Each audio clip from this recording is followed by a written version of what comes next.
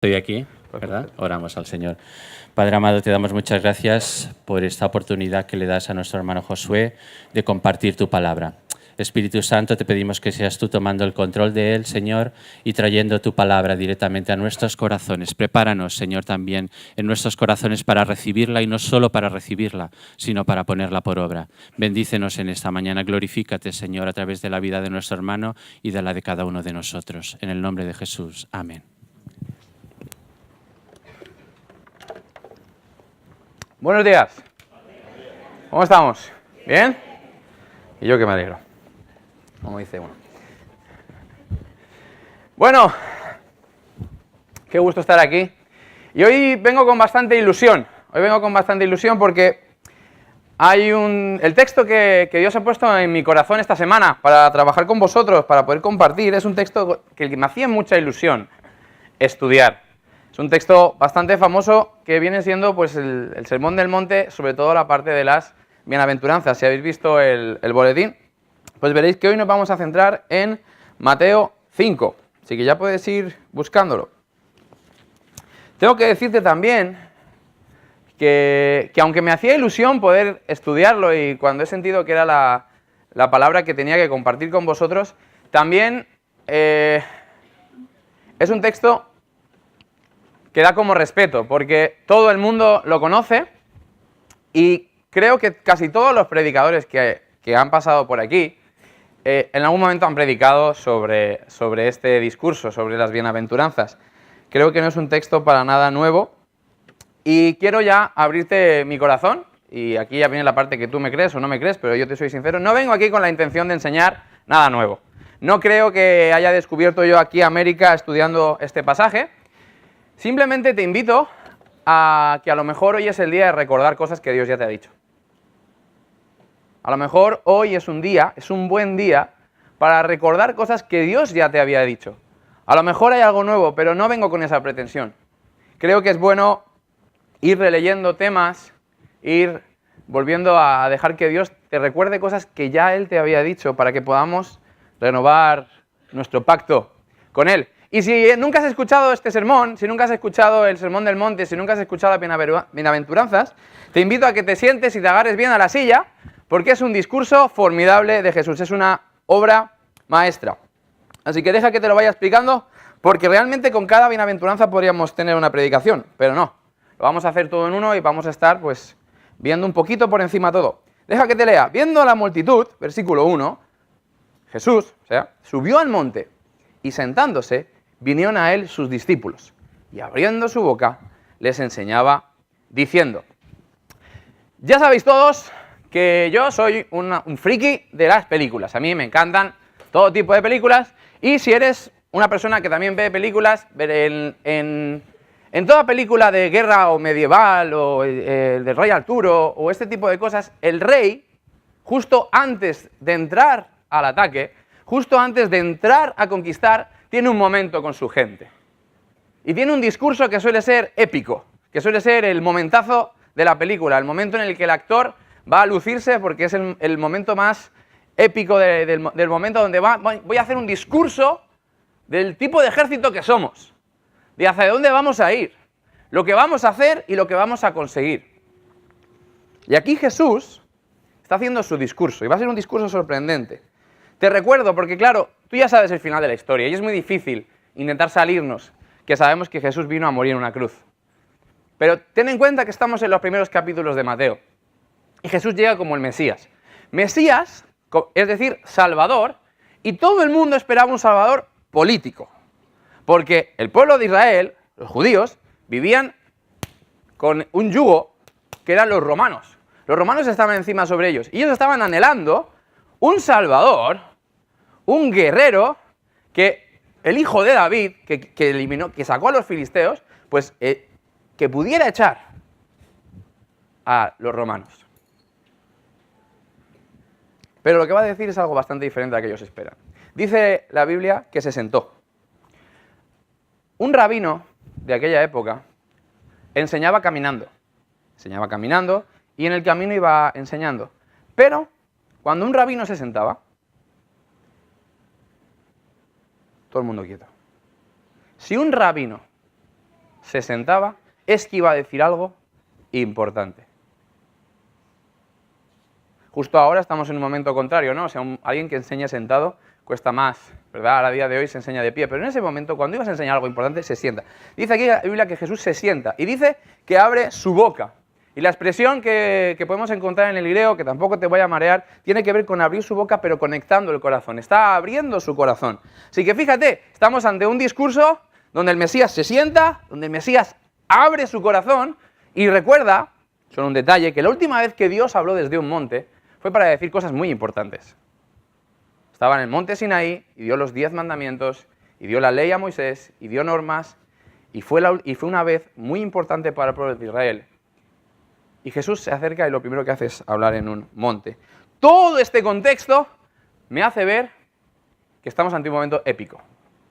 Que Jesús va a decir, y ahora vamos a levantarnos y vamos a ir a por los romanos. Vamos a empezar por esta aldea, por aquella aldea, por esta ciudad, por otra ciudad, y finalmente acabaremos en Jerusalén, donde con nuestras armas, con nuestra fuerza y con nuestro Dios, por nuestros antepasados, echaremos a los romanos.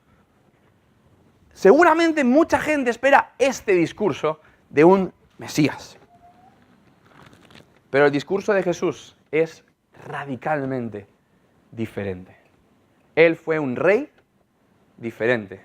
Y su reino, el reino que él estaba trayendo, era diferente. Así que creo que lo primero que necesitamos para poder seguir es que tus prejuicios no te impidan ver lo que Dios te está diciendo.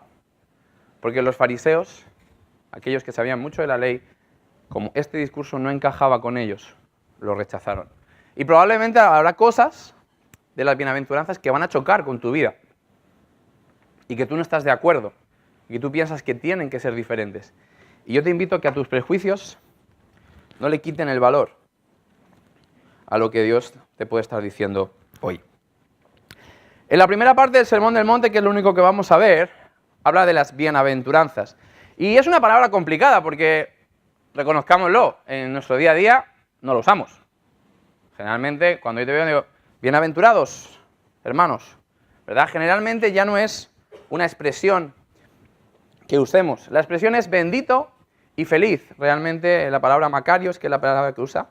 Bendito y feliz, o sea, los que hagan estas cosas tendrán la bendición de Dios y tendrán felicidad. Realmente todo lo que vamos a decir realmente se engloba un poco en esto. La bendición de Dios y felicidad. Y también tenemos que tener en cuenta que vamos a ver 8 bienaventuranzas, pero esto no es una lista de dones donde yo tengo que decir, bueno, pues yo me siento identificado con los pobres de espíritu, o yo me siento identificado con los mansos, o yo me siento identificado con los pacificadores, y tengo que hacer una de estas cosas, sino realmente son 8 cualidades que Dios busca en la gente de su reino, en su gente. Son 8 cualidades que Él busca, y con esas 8 cualidades vamos a extender su reino. Así que no se trata de buscar una, sino dejar que todas estas áreas de nuestra vida vayan cambiando. Vamos a ir viendo. Bienaventurados, versículo 3, los pobres en espíritu, porque de ellos es el reino de los cielos. Fíjate qué manera de empezar un discurso de que vamos a reconquistar, bienaventurados los pobres. Los pobres aquí en este sentido no estamos hablando de gente que tiene poco, sino gente que no tiene nada, ¿vale? Mendigos. Gente absolutamente dependiente. Gente que ponía la mano y el día que caía, comían, y el día que no caían monedas, no comía. Gente que había aprendido a vivir en la absoluta dependencia. Lo primero, la primera piedra, la primera cualidad que Dios quiere que busquemos es depender espiritualmente de Él. Benditos los dependientes. Fíjate qué manera tan inesperada de empezar su discurso. Pero es que realmente ahí empezó todo. Adán y Eva, Dios les dio todo. Les dio un huerto, les dio alimento, les dio de todo. Pero ellos se independizaron. Ellos decidieron no ser dependientes de Dios. Declararon la independencia. Y eso les costó salir del Edén. Israel, Dios tuvo un proceso muy duro con ellos porque durante 40 años les enseñó lo que es la dependencia. 40 años dependiendo del maná. El día que no caía maná no comían. Tenían que confiar que cada día Dios mandaría el maná en su momento y en su lugar. Israel, en cuanto llegó a la tierra de promesa, pronto olvidó el tema de depender de Dios. Se independizaron, tuvieron sus propios dioses, crearon sus propias alianzas. Realmente el tema de la dependencia de Dios es una cosa muy, muy importante que no debemos olvidar, porque sin Él estamos en lo que podríamos llamar bancarrota espiritual. Y la promesa que Dios nos dice es que los que somos dependientes de Dios, ¿qué dice? De ellos es el reino de los cielos. Jesús pone la primera piedra en su reino, y es que para entrar hay que reconocer que no tienes dinero para pagar la entrada. ¿Quieres venir al reino? Jesús está diciendo, os voy a explicar cómo es mi reino. Bienaventurados los que no tenéis dinero para pagar la entrada. Porque si piensas que la puedes pagar, entonces no eres de aquí. Solo aquellos que reconocen que no tienen con qué pagar podrán entrar. Súper paradójico. Pero es que no hay nada de lo que somos, de lo que hemos sido, de lo que hemos hecho, de lo que haremos, que nos vaya a dar acceso al reino de Dios. Solo la gracia del Rey. Y lo primero que necesito para entender cómo funciona el reino de Dios es que no hay nada, que yo no tengo lo suficiente para pagar la entrada. Y ahí está la paradoja. Si reconoces que no tienes con qué pagar la entrada, pasa, ya estás preparado para entrar en mi reino. Así empieza el discurso Jesús. Pero Jesús continúa con el discurso. Y por si no era suficientemente extraño decir que su reino, los benditos son los pobres, los dependientes, continúa con el discurso. Bienaventurados los que lloran, porque ellos recibirán consolación. Los que lloran. Porque una cosa es reconocer que mi pecado me impide entrar al reino de Dios, y la otra es llorar por ello. Llorar, quebrantarme. Generalmente, en la iglesia, somos tantos que nos hemos acostumbrado un poco a no abrirnos, a mostrar una caricatura de lo que somos, permíteme la expresión. Porque ya somos un montón y quizá cuesta abrirme y me cuesta ser transparente y empezamos a parecer más un museo de santos. Parece que ya todo me tiene que ir bien, mis hijos tienen que estar perfectamente vestidos, ahora no es el momento de reñirles, les reñiré en casa, tengo que venir habiendo vivido una semana perfecta y empiezo a darme cuenta de que si no lloro, nunca seré consolado, que si no me abro, que si no empiezo a exhibir mi personaje roto, que lo que he hecho esta semana me duele, que no he sido bueno. Porque la iglesia nunca fue un museo de santos. Es un lugar con pecadores redimidos. Redimidos, eso sí. Salvados. Pero necesitamos reconocer nuestra ruptura interior. Porque si no, ¿cómo vamos a recibir consuelo? Parece una tontería, pero si no lloro, ¿cómo voy a enjugar mis lágrimas? ¿Quién las va a enjugar?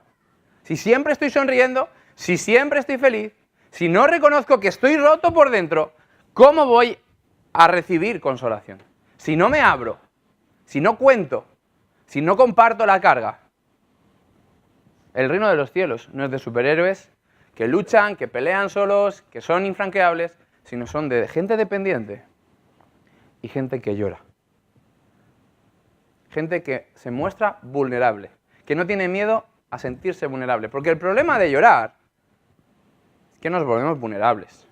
El problema de abrirte mi corazón es que ya sabes dónde está y me puedes lanzar una flecha. Y mi desconfianza humana hace que yo guarde, que yo me guarde y que yo quizá sonría y parezca que todo va bien, pero no todas las semanas estamos bien, no siempre estamos a tope. A veces estamos cansados. A veces estoy frustrado porque hay cosas que creo que he superado y no hay manera de superarlo y sigo pecando en las mismas cosas. y necesito abrirme, porque en el reino de Dios, en el reino del Rey, en el reino del Mesías, bienaventurados los que reconocen que están rotos por dentro. De hecho, detallito, acordaros que Jesús llamó al Espíritu Santo, el otro, Consolador, el que ha venido a consolarlos. Si tu pobreza te hace llorar, no te preocupes, llora, porque Jesús dijo que serás consolado. Sigamos con el discurso. Bienaventurados los mansos, porque ellos recibirán la tierra por heredad. Actualmente, si busca la definición de manso en el diccionario, la verdad es que le hemos hecho un flaco favor en lo que es el idioma español, porque parece que tiene que ver con servilismo, con sumisión, con bajeza de carácter, con incapacidad. Tiene ese tipo de connotaciones, pero para nada. Para nada. La palabra que usa Jesús tiene que ver más con humildad, con desposeído de poderes. Tiene que ver con aquel animal que tiene unas riendas y aunque es muy poderoso, obedece las riendas. Fíjate cómo es un caballo. Un caballo es un animal tremendamente poderoso, tremendamente fuerte, pero si tiene unas buenas riendas y se obedece a las riendas, entonces realmente el jinete, que es mucho más pequeño que él, que parece que no tiene la fuerza para, realmente acaba controlando la dirección del caballo. Cuando Jesús habla de ser mansos, está hablando de eso, de dejar el control a Dios, de dejar que Él tome las riendas de mi vida. Está hablando de obedecer. Y ahí nos cuesta. Está hablando de obedecer. De que Dios quiere que lo obedezcamos. Y la promesa que nos da es que ellos recibirán la tierra por heredad. Y esa promesa es la misma que Dios le dio a Abraham. Abraham le dijo, yo seré tu Dios, tú serás mío, tú serás mi pueblo, y a ti te daré esta tierra por heredad. Es la misma expresión. Y claro, Jesús está hablando a judíos. Jesús está hablando a judíos, y que eso no se te olvide. Jesús está hablando a judíos que saben esa frase de memoria, que sabe que Dios le dijo a Abraham, te daré esta tierra por heredad. Y él repite, porque está diciendo, si tú quieres ser del pueblo de Abraham, los del pueblo de Abraham son mansos. Si tú quieres entrar en mi reino, bienaventurado serás si dejas que yo tome el control de tu vida. Bienaventurados los que dejan que Dios controle su vida. Y si te empiezas a dar cuenta, una bienaventuranza tiene que ver con la otra. Y de hecho a mí me cuesta pensar poder dejarle el control a Dios de mi vida si antes no he llorado porque estoy roto. Porque me he dado cuenta de mi ruptura interior. Y no creo que yo pueda abrirme y notar mi ruptura interior si antes no he sido consciente de mi pobreza espiritual, de que necesito la gracia del Rey, de que necesito su gracia. Realmente creo que una bienaventuranza se monta sobre la otra. Creo que el proceso es entender que dependo de Dios, que lo necesito. Entender mi ruptura para pedirle a Dios, consuélame, para pedirle a mis hermanos, consuélame. Y entonces, cuando realmente estas dos cosas están en mi vida, es cuando la lógica solo me dice que ahora Él guía mi vida. Ya no soy yo que le dice a Dios lo que vamos a hacer, ahora es Dios el que me dice a mí lo que voy a hacer. Va a usar mi carácter, mis dones, mis talentos, mi economía, mi familia, mi tiempo, mi vida. Él dice, déjame a mí tomar el mando, porque así llegarás a la tierra que yo te he prometido. En el fondo tiene mucha lógica, porque solo Dios sabe dónde quiere llevarme. Solo Dios sabe cuál es el mejor camino. Dice, si me dejas conducir a mí, allí te llevaré. Pero déjame conducir a mí. ¿Quieres conducir tú? Conduce. Pero entonces irás al sitio donde tú quieras. ¿Quieres ir a donde yo te prometí? ¿Quieres ir al lugar donde yo ya te he prometido que te voy a llevar? ¿Tú quieres ir? Perfecto. Dame el volante. Dame el volante. Yo te llevo. Confía en mí. ¿No has aprendido ya que me necesitas? ¿Dependes de mí? ¿No has reconocido ya que estás roto por dentro? Ahora déjame el control de tu vida. Y quizá aquí es un punto que nos cuesta. Es otro punto que nos cuesta. Y si te fijas, a un Dios, a un Jesús, no ha dicho ese discurso épico que esperábamos. Le ha dado la vuelta. Porque el reino de Jesús es un reino al revés. Donde todo tiene que ver con el rey y nada con nuestra propia capacidad de ser héroes. Sigamos. Bienaventurados los que tienen hambre y sed de justicia, porque ellos serán saciados. La comida y la bebida son esenciales para vivir. Al margen de que nos guste más o nos guste menos comer, a algunos nos gusta más que otros, las cosas como son, pero al margen de eso, sin comida y sin bebida, no vivimos. Y cuando alguien realmente tiene ese hambre que se está muriendo de hambre, seguramente un hambre que yo nunca he experimentado, o cuando alguien siente esa sed que ya se te cortan los labios, que yo tampoco he experimentado, estoy seguro que lo único que va a buscar esa persona es saciar su sed y su hambre. El hambre y la sed creo que tienen ese factor de que cuando las sientes ya lo superfluo empieza a caerse. Porque lo que tengo es hambre, porque estoy muerto de sed. No sé si se te ha pasado llegar a casa sediento y llegas y casi no te quitas ni la chaqueta, ni la mochila, ni lo que lleves porque vas directo a la cocina porque necesitas un vaso de agua. Y a lo mejor un día que no tienes sed realmente llegarías y harías otras cosas y llegas y no sé qué y das una vuelta y miras y luego ya irás. Pero cuando tienes hambre, cuando tienes sed, a por eso vas. Porque es una necesidad fisiológica y sin eso lo demás no está. Entonces, cuando Jesús dice tener hambre y sed de justicia, es que tienes tanta hambre y tanta sed de justicia que ya se empieza a despejar el camino y todo lo superfluo clave, porque necesitas alcanzar esa justicia. ¿Qué justicia? Pues realmente conocemos tres tipos de justicia: la legal, la moral y la social. La legal tiene que ver, cuando estamos hablando con Dios, de la justificación, de estar bien delante de Dios. Necesitamos ser justos delante de Dios, tener la deuda pagada para poder tener una relación correcta con Él. La justicia moral es esa parte de que el Espíritu Santo te convence. Dice la Biblia que te convence de pecado, lo hemos visto antes ya, pero después te convence de justicia. Así que la justicia empieza en tu corazón. Es algo legal, poder estar bien delante de Dios. Pero luego se mueve a tu mente y necesitas convencerte de que tu pecado ya no te define, porque ahora eres justo. Acuérdate de la mujer aquella que se le llama mujer pecadora, que se acerca a los pies de Jesús, que los lava, que llora sobre sus pies, y Jesús le levanta y le dice: tus pecados te son perdonados, tu fe te ha ayudado a ello, ¿sí? Esa mujer sigue siendo pecadora, pero ya su pecado no le define, porque Jesús le ha perdonado. Seguramente seguiría pecando, pero lo que le está intentando enseñar Jesús es: ya está. Ya no serás recordada como la mujer pecadora, porque aunque peques, ahora ya tu pecado no te define. Y eso es cuando el Espíritu Santo te convence de que eres justo. Pero aún nos falta otra justicia, la social. Porque la justicia empieza en el corazón, se consolida en la mente, pero luego tiene que llegar a nuestras manos.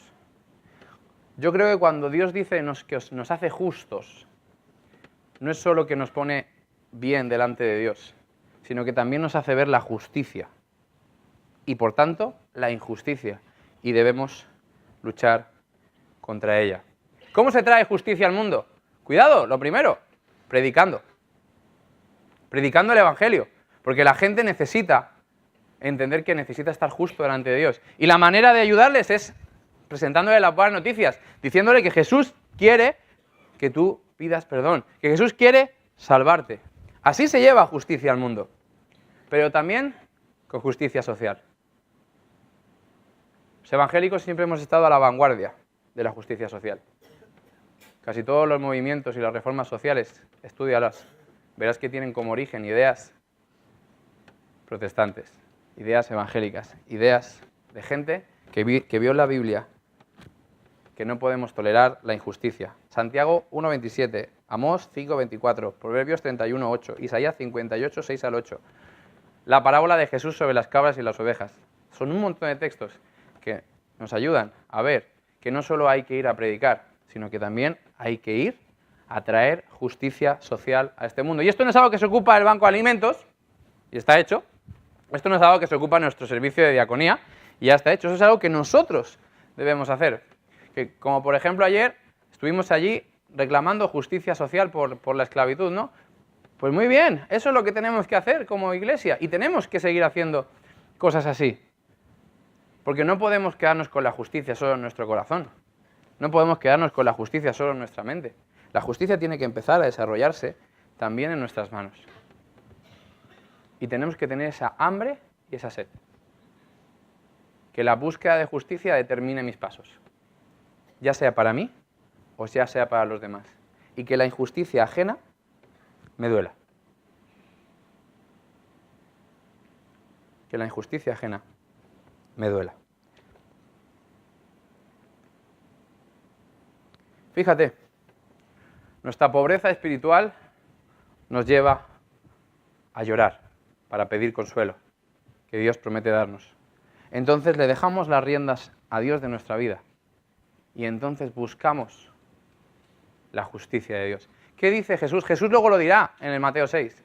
Mas buscad primeramente el reino y su justicia. Y de lo demás me ocupo. Fíjate el proceso por el cual uno va entrando al reino de Dios, al reino de Jesús, al reino del rey, del reino al revés. Entender que soy pobre, que eso me rompa por dentro para recibir consuelo. Entonces le dejo la guía de mi vida al que sabe mejor cómo hacerlo. Porque claro, cuando me doy cuenta que soy pobre, me doy cuenta que cuando yo guío el camino, las cosas no van bien. Y entonces, a partir de ahora, soy un hambriento y un sediento de justicia. Tanto la mía propia, como la de los demás, como la social. Un proceso interesante que me plantea Jesús. Y a partir de aquí, tendremos 4 bienaventuranzas que realmente son un fruto de estas 4 decisiones. Dice, bienaventurados los misericordiosos, porque ellos alcanzarán misericordia. La misericordia tiene mucho que ver con la compasión. Y Jesús también lo va a decir después varias veces. Va a decir en el Padre Nuestro, Señor, Padre Nuestro, perdona nuestras ofensas como nosotros perdonamos a los que nos ofenden. En la parábola de los 2 deudores que va a contar, nos va a enseñar que si Dios nos ha perdonado una deuda grande, nosotros perdonemos nuestra deuda pequeña. Y si te fijas en la historia del buen samaritano, el fariseo pasa, ve a una persona hecha polvo porque la ve y sigue. Perdón, mentira, el sacerdote, perdón. El levita pasa y también le ve, pero el samaritano le ve y fue movido a misericordia. Bienaventurados los que sienten compasión, porque ellos también la tendrán. Si yo entiendo el proceso que te he dicho antes, de todo lo que Dios ha hecho por mí y la misericordia que tiene conmigo, eso me tiene que llevar a empezar a mirar a los demás con esos ojos, con los que quiero que Dios me mire. Bienaventurados los que sienten compasión por los demás, porque eso significará que ellos están recibiendo compasión de parte de Dios. Y a lo mejor, y aquí es algo que ya ha empezado Dios a machacarme, y cada uno ya que se mire para sí. ¿Soy compasivo? Porque creo que es una pregunta interesante. ¿Soy compasivo? Porque si no lo soy, a lo mejor es que todo lo que he dicho anteriormente aún no está sucediendo en mi vida. Porque precisamente los que son misericordiosos son aquellos que alcanzan misericordia. Si yo no estoy teniendo la misericordia de Dios en mi vida, yo no puedo ser misericordioso. Esta parte no se puede generar por mí mismo. Porque yo soy egoísta.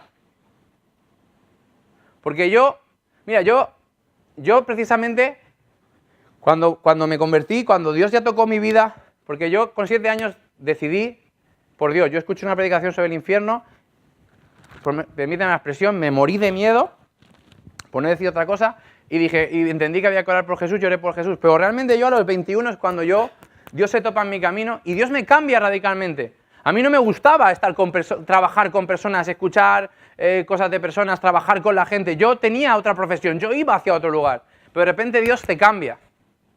Y acabo trabajando con adolescentes. O sea, es la mayor locura del mundo para la gente que me conocía antes. Pero precisamente porque creo que es que Dios va transformando y su misericordia al final te alcanza y lo que haces es repartir a los demás. Por eso necesito hacerme hoy esta pregunta. ¿Estoy siendo compasivo? Cuando veo la necesidad, ¿la misericordia me mueve? Como al samaritano. Porque si no, algo va mal. Y eso es algo que debemos preguntarnos cada uno. Bienaventurados los de limpio corazón, porque ellos verán a Dios.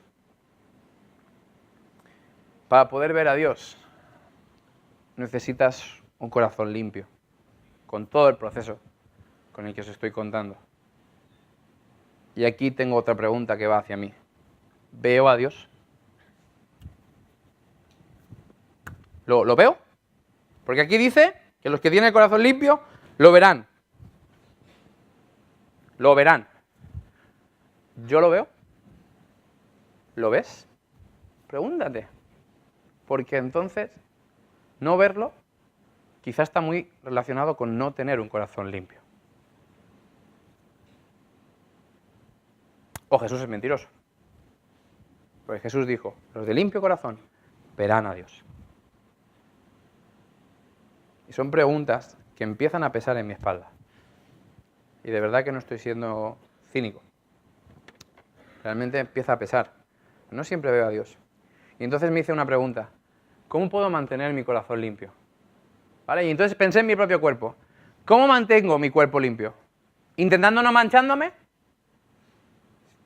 Es estúpido, ¿no? Decir, no, bueno, yo... Siempre hacemos la broma con mi padre. No es más limpio el que más se lava, sino el que menos se ensucia. Siempre hacemos un poco esta broma. Pero piénsalo un poco. ¿Cómo me mantengo limpio? ¿Porque evito mancharme? ¿Porque evito correr? No, ¿verdad? La limpieza se consigue limpiándote a diario. Y lo bueno de la limpieza es que realmente si me duché ayer no vale para hoy. Es decir, no, igual que a veces Isaac, bueno, papá, pero ya ayer me duché ya porque estaba en natación y no me tengo que duchar. A ver, hijo, pues o sea, ayer es ayer, hoy es hoy. O sería totalmente guarro decir, no, los dientes yo cada lunes y ya para eso me llega. ¿No? Porque la limpieza es un diario. Lo de ayer no cuenta y lo de hoy no cuenta para mañana. Es un diario. Bienaventurados los que tienen el corazón limpio. Los que diariamente dedican su tiempo a limpiar. Se acercan a Jesús y le dicen, ayúdame, el que lo he vuelto a ensuciar. Porque soy un desastre.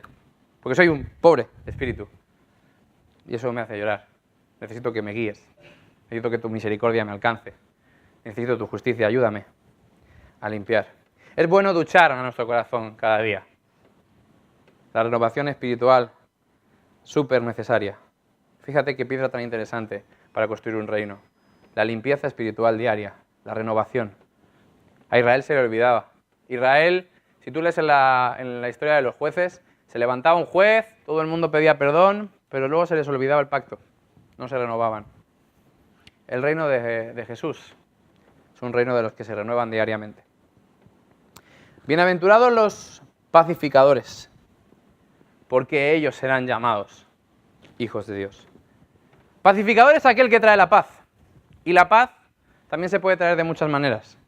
Predicando el Evangelio se trae paz, porque ayudas a la gente a estar en paz con Dios, que es la paz más importante. No provocando conflictos se genera paz. No siempre se genera paz mediando en ellos, sino también no siendo un foco en ellos. Evitando a lo mejor cierto comentario que sé que a lo mejor va a encender un fuego. Mi actitud tiene que ser de pacificador, porque Jesús dice que esos serán llamados hijos de Dios. La cualidad de un hijo de Dios. La gente dice, mira, tiene que ver con ser un pacificador. Siempre le hago la broma a mi mujer, que mis hijos son enfedaques, porque gritan todo el rato. O sea, mis hijos, su voz se te mete aquí, Y le digo, es que son enfedaques. ¿Por qué? Porque los enfedaques somos gritones. O sea, nosotros cuando comemos en la mesa, para hablar se pide turno por el que más fuerte habla, no porque cuando me toque o se levanta la mano. Aquí el que más fuerte habla es el que le toca llevar la voz. Y realmente va con nuestros genes. O sea, este es un enfedaque. O cuando veo a mi hija ahí en plan bruta, digo, mira, si es que es hija mía, si es que no, pobrecita mía. Pues los demás dirán, mira, este es un hijo de Dios, porque trae paz. Su vida trae paz. Este es un hijo de Dios. La gente dirá eso. Y por último, Jesús dice, bienaventurados los que padecen persecución por causa de la justicia, porque de ellos es el reino de los cielos. Bienaventurados sois cuando por mi causa os vituperen y os persigan, digan toda clase de mal contra vosotros mintiéndos. Gozaos y alegraos, porque vuestro galardón es grande en los cielos, porque así persiguieron a los profetas que fueron antes que vosotros. Y en el final lo que encontramos es una advertencia. Cuidado, si lleváis este modelo de vida que os estoy planteando, vais a ser muy incómodos. Vais a ser tan incómodos que seguramente vais a sufrir persecución, vais a sufrir ataques y van a ir a por vosotros. Porque este estilo de vida a Satanás le pone nervioso. Le pone muy nervioso. Y va a intentar ir a por ti. Y es otra pregunta que me tengo que hacer. ¿Noto ataques en mi vida? ¿Mi vida es una amenaza para Satanás? Porque si no lo es que no estoy haciendo nada. Si no noto ataques, si no tengo que estar constantemente pidiendo oración, si no tengo que estar constantemente pidiéndole a Dios, ayúdame con esta situación, si no tengo que estar constantemente viendo una lucha espiritual en mi vida, cosas que noto ese ataque, si no noto esas cosas, es que mi vida no está incomodando al enemigo y dice, no, tú sigue por ahí, me vas bien. No estás construyendo el reino. Porque construir el reino conlleva que hay gente que no quiere que construyamos el reino. Recuerda que Satanás en el Edén dio un golpe muy fuerte y a partir de ahí el mal se extendió. Se extendió por todos lados. Y Jesús, primera de Juan, dice que Jesús vino a deshacer las obras del diablo. Estamos en una etapa de reconquista, en cierto sentido, si me permiten la palabra. Estamos reconquistando el terreno que se perdió. Jesús fue el primero y dijo, y ahora conmigo. Primero atacaremos Judea, primero Jerusalén, luego Judea, luego Samaria y luego hasta el fin de la tierra, porque lo que tenemos es que reconquistarla y nos vamos a mover y el reino se va a extender y se va a extender con estas cualidades. Siendo pobres, llorando, dependiendo de Dios, con el corazón limpio, con misericordia, trayendo paz. Así vamos a extender el reino de Dios. Y no os preocupéis, a medida que avancemos, Satanás va a estar incómodo y va a atacar. Pero bienaventurados sois si atacan, porque significa que estáis en guerra. Y que estáis en la lucha. Y que estáis luchando. Preocúpate si no atacas, si no te sientes atacado. Porque entonces no le incomodas al enemigo. No le incomodas. Para nada. Si el grupo Alabanza puede ayudarnos con una canción. Quizá mucha información. No sé en qué parte Dios te está tocando a ti, porque son 8 puntos y cada uno estamos en un punto diferente de nuestra vida. Pero quiero decirte que Jesús no se quedó en palabras.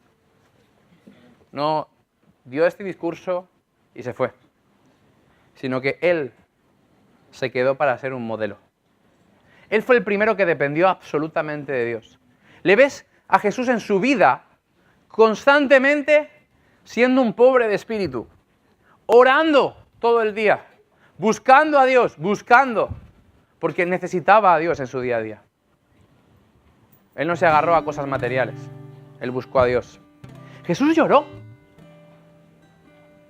Dice que cuando murió su amigo, lloró. Jesús era verídico a través de sus heridas. Me encanta cuando se acerca a sus discípulos una vez muerto y resucitado. Y Tomás no cree. Y le dice, en vez de decirle, ¿no crees? Y hacer un milagro, o demostrar su poderío, cómo los ángeles Él los gobierna, cómo Él domina el cielo, el sol. Podía haber hecho una demostración de estas de que Tomás hubiera quedado diciendo, no. Acordaros, cuando se acercan los soldados y dicen, buscamos a Jesús, dijo, yo soy, pum, y todos se cayeron.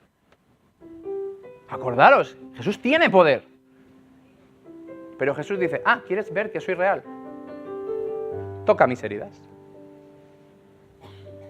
Toca mis heridas. Jesús se muestra vulnerable, no esconde sus heridas, las enseña, tócalas, para que veas que soy real. Y yo tengo que ser como Jesús, depender de Dios, pero luego enseñar mis heridas. Porque seguir a Jesús es difícil y me equivoco. Y es en mis errores donde voy a poder ser una ayuda a los demás. Y cómo supero mis errores y mis limitaciones. Llorando es como seré consolado. Y es complicado llorar. Es complicado encontrar a esas personas con las que llorar. Pero hay que buscarlas. Hay que llorar. Hay que buscar a Dios y enseñar a los demás nuestro personaje herido. Jesús fue manso.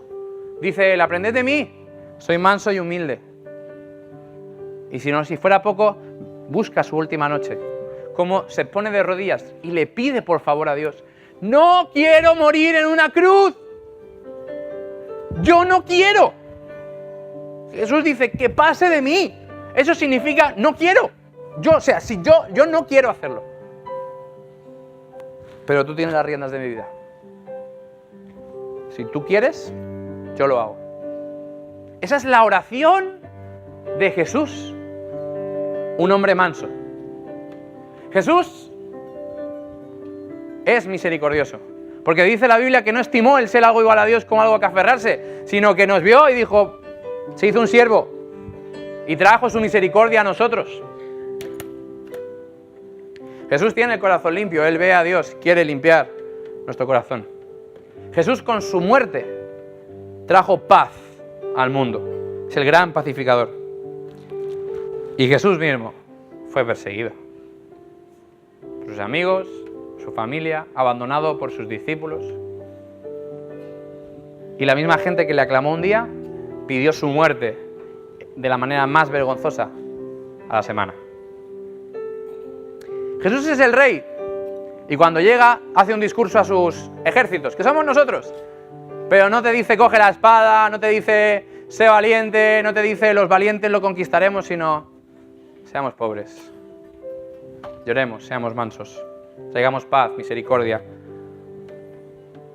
Jesús nos enseñó a orar. Venga a nosotros tu reino.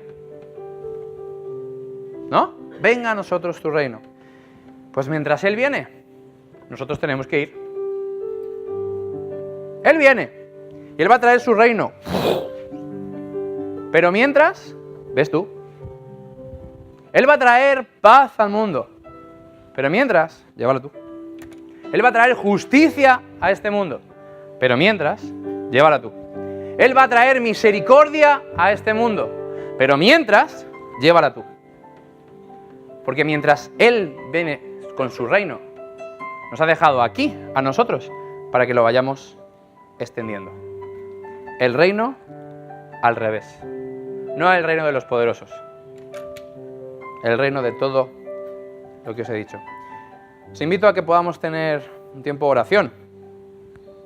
Ya te digo, no sé con qué estás luchando tú. Sé con qué lucho yo.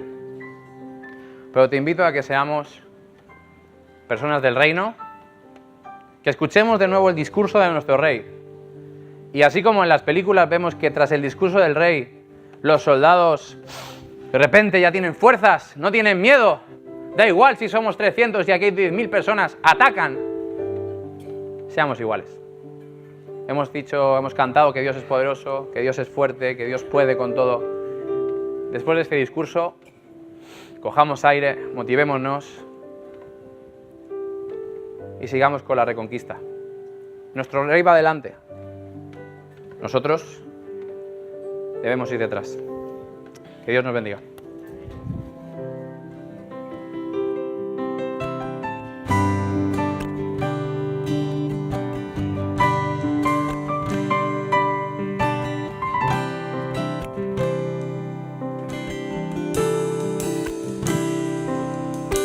Aún siendo así, un pobre pecador, Dios me ama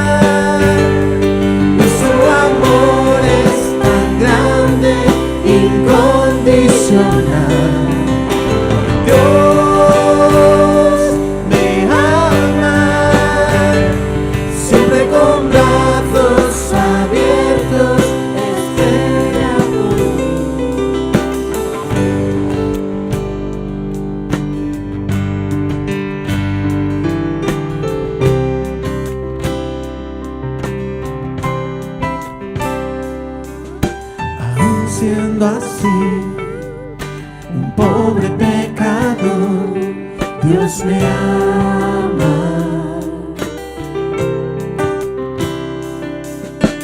Siendo imperfecto, aún sin merecerlo, Dios me ama. Si estoy fuerte, si estoy de pie, Dios me ama. Si estoy débil, si yo estoy caído, Él no me deja.